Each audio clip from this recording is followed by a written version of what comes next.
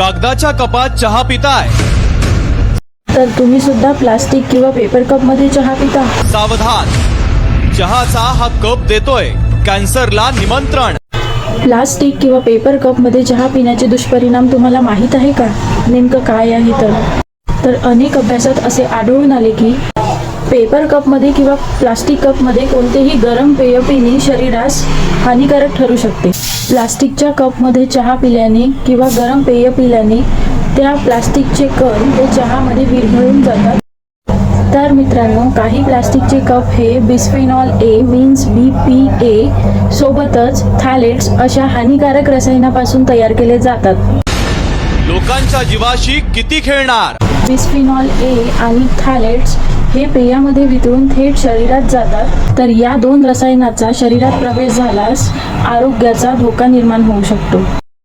शरीराच्या अनेक भागावर अनेक विपरीत परिणाम होऊ शकते. सोबतच कॅन्सर असा मोठा धोका सुद्धा तुम्हाला होऊ शकतो.